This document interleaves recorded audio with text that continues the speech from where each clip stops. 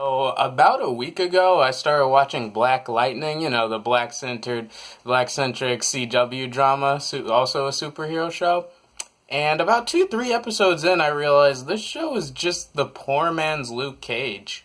I need to, and then right on cue, Netflix drops Luke Cage Season 2. Having immensely enjoyed the first season, I was all in. So Luke Cage Season 2 picks up right where the Defenders leaves off, where Luke Cage is actually on the come up. He has this new Harlem's Hero app that just basically promotes him day by day among the locals. He has, everyone loves him, everything's going great. But in the midst of that, a lot of crime bosses are taking this opportunity to smother his name, drag his name through the mud. So he has to go out of his way to stop all these rivaling gangs and also stop himself. He has a lot of internal conflict going on where he doesn't like the spotlight. If you remember in the first season, Luke Cage didn't like the spotlight. He didn't like having all the attention. So he has to deal with the anger of constantly being seen. Every move, thanks to the locals in this app, every move he's doing being watched, and a lot of pressure is on him to once again reclaim his neighborhood. And Mariah's up to her no good, and he has to stop her as well.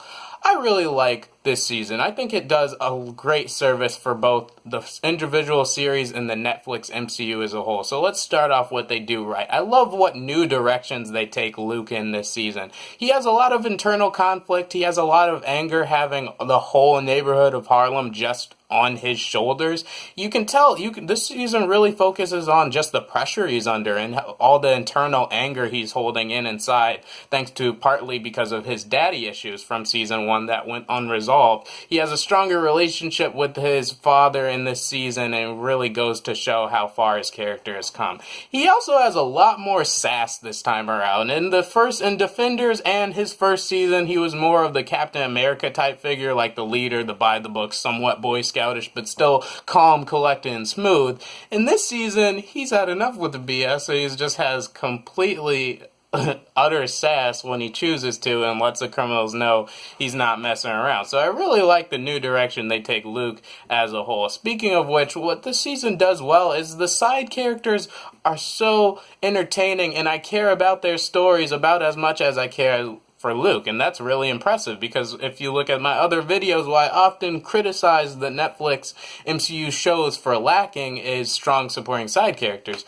But this season does not lack them at all. I love the attention Claire gets as like the formative glue that keeps all these heroes together. I love her relationship with Luke. It's pretty realistic and you can feel for them. I love Misty's character in this season. Mercedes Knight, the detective, she has a lot she has going for her in this season. She has to do a lot of soul searching because if you recall at the end of the Defenders, she gets her arm chopped straight off. So having to return back to the police force and deal with not wanting everyone's sympathy but still being treated as a respectable peer and an equal, it was really interesting to see how Mercedes gets her mojo back, so to speak, and still be a viable ally to Luke and the rest of the police force. I love Misty. Mariah, oh my goodness, Alfre Woodard as Mariah. What a villain.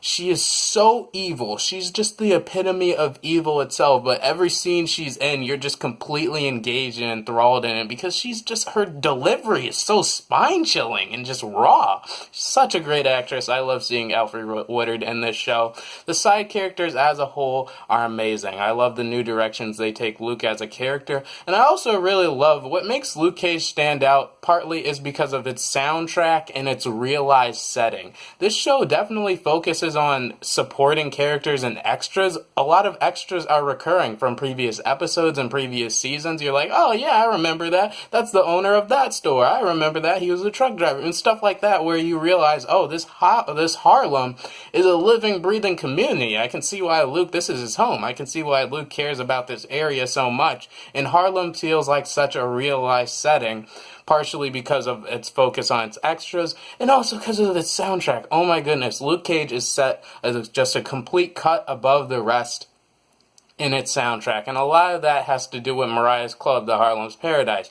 This show is a master of cross-cutting, so that refers to when you start a scene one place and the audio carries over. You hear either the music or thoughts of a character from the original scene, and it carries over while you see another scene take place. For instance, they will start a scene in Harlem's Paradise, so you see the performer, you see the song they're starting, and then we'll cut to Luke doing his own thing, or Mariah doing her own thing, that has to thematically tie into the song. And it's really well done, because you get in the mind of the characters all that much better, and the jazzy soundtrack completely complements some of the action scenes and some of the more intense character-focused moments.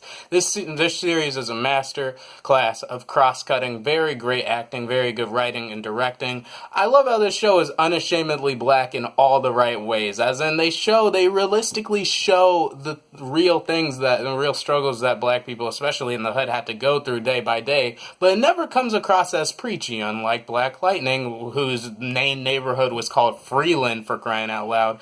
This show is unashamedly black in all the right ways. It's produced for us and by us, and I love it for that. If I was to complain about few things, but the last thing I did like about this season, it really showed what superheroes would be like in the digital age, as I talked about in the beginning. There's this new Harlem's Hero app that allows locals to track Luke wherever he goes and basically record videos of him kicking butt and then upload them into the app so he becomes even more famous.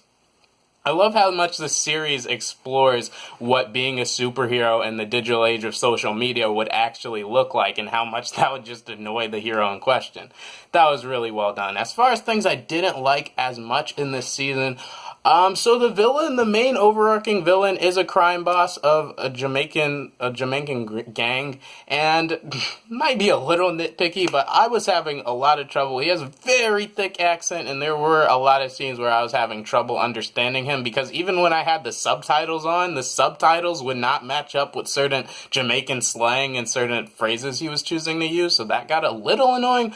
But the main thing that's creepy to me is the romance. So I love the greater role. Shades has a much better role in this season. I love watching him work.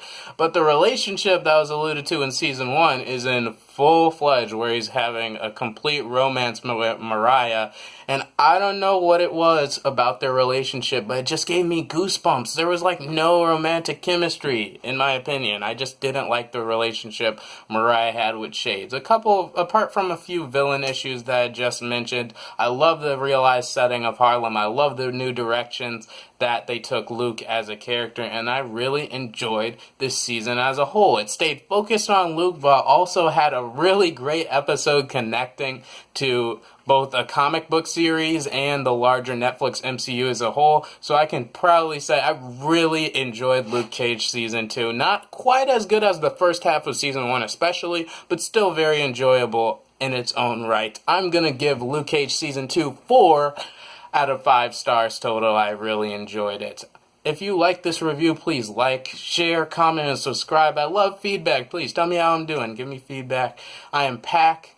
Thanks so much for hearing my perspective, and I'm out for now.